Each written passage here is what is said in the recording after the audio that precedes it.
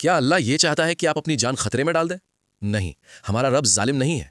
वो तो अर्रहमान है, यानी बड़ा मेहरबान, निहायत रहम करने वाला। उसकी मोहब्बत और रहमत का कोई हिसाब, लिमिट नहीं है। कुरान में अल्लाह साफ ऐलान करता है, युरीदुल्लाहु बिकुमुल युस्रा वला युरीदु बिकुमुल उसरा, यानी अल्लाह तुम्हारे साथ आसानी चाहता है, सख्ती नहीं चाहता। लेकिन याद रहे, आसानी का मतलब यह नहीं कि हम बहाने बनाने लगें। आज हम जानेंगे कि वो कौन लोग हैं जिन्हें अल्लाह ने रोज़ा छोड़ने की इजाज़त यानी रुख्सत दी है, और वो कौन है जिनके लिए रोज़ा छोड़ना हलाकत मतलब डिस्ट्रक्शन है। इस्लाम फितरत यानी नेचर का दीन है। शरीयत ने 4 तरह के लोगों को रोज़ा छोड़ने की इजाज़त दी है। इसे गौर से सुनिए ताकि आप अपनी या अपने घर वालों की जान जोखिम में ना डालें। नंबर 1, मुसाफिर। अगर आप सफ़र तकरीबन 78 किलोमीटर से ज़्यादा पर है तो आपको इख्तियार है, चाहे तो रोज़ा रखें चाहे तो छोड़ दें, लेकिन जो छोड़ा है उसे बाद में रखना होगा। इसे क़ज़ा कहते हैं। नंबर 2, बीमार। ऐसी बीमारी जिसमें रोज़ा रखने से बीमारी बढ़ने का डर हो या जान का खतरा हो या रिकवरी में देर हो जाए, वहां रोज़ा रखना बहादुरी नहीं बल्कि बेवकूफ़ी है। अल्लाह की दी हुई छूट को कबूल करें और ठीक होने के बाद क़ज़ा रखें। नंबर 3, हामिला और दूध पिलाने वाली माएँ। अगर माँ को अपनी जान या अपने बच्चे की सेहत का डर हो तो वो रोज़ा छोड़ सकती हैं। जब हालात ठीक हों तब वो उन रोज़ों की क़ज़ा पूरी करें। इस्लाम माँ की ममता की कदर करता है। नंबर 4, बहुत बूढ़े लोग, एक्सट्रीमली एल्डरली। वो बुजुर्ग जो इतने कमज़ोर हो चुके हैं कि अब उनमें रोज़ा रखने की ताकत नहीं रही और ना ही भविष्य में ताकत आने की उम्मीद है।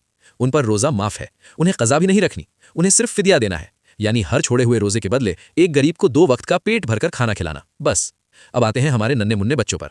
अक्सर लोग 2 गलतियां करते हैं, या तो बहुत छोटे बच्चों पर ज़बरदस्ती करते हैं या फिर बालिग होने के बाद भी उन्हें बच्चा समझकर रोज़ा छुड़वा देते हैं। दोनों गलत है। अगर आपका बच्चा छोटा नॉन बालिग है, 7-8 साल का है, तो उस पर सख्ती हरगिज़ न करें। उसे डराकर या मारकर रोज़ा न रखवाएं। सहाबा का तरीका यह था कि वो बच्चों को आदत डालवाते थे। रमज़ान में बच्चों को अपने साथ बिठाएं, उन्हें कुरान की आयतें सुनाएं, उसकी तफसीर समझाएं, उन्हें बताएं कि हम भूखे क्यों हैं, अल्लाह हमसे कितना खुश होता है, ताकि उनके दिल में रोज़े की मोहब्बत पैदा हो, खौफ नहीं। जब वो प्यार से आधे दिन का रोज़ा रखें तो उनका हौसला बढ़ाएं, उन्हें शाबाशी दें। ये होती है इस्लामी तरबियत। लेकिन खबरदार, जब ये बच्चा बालिग प्यूबर्टी हिट हो जाए, यानी लड़कों में दाढ़ी या एहतलाम और लड़कियों में मखसूस अय्याम शुरू हो जाएं, तो अब ये बच्चा नहीं रहा, अब ये अल्लाह के हुक्म का पाबंद है। अब एग्जाम का बहाना, कमजोरी का बहाना या धूप का बहाना नहीं चलेगा। जैसे नमाज किसी भी हाल में माफ नहीं, वैसे ही तंदुरुस्त इंसान के लिए रोज़ा छोड़ना किसी भी हाल में माफ नहीं है।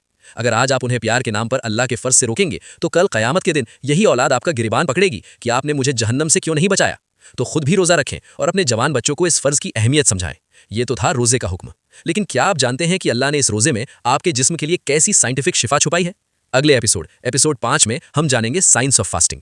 रोज़ा कैंसर को कैसे मारता है, ऑटोफेजी, रोज़ा किन चीज़ों से टूट जाता है और किन से मकरूह होता है, टूथपेस्ट, इंजेक्शन या उल्टी आने से क्या रोज़ा टूटता है, ये सब कुछ एपिसोड 5 में। अगर आप अल्लाह के इस निज़ाम को समझने के लिए तैयार हैं तो कमेंट में लिखें वेटिंग फॉर एपिसोड 5 और अल्लाह की इस रहमत के लिए सुभान अल्लाह ज़रूर लिखें। अस्सलामु अलैकुम।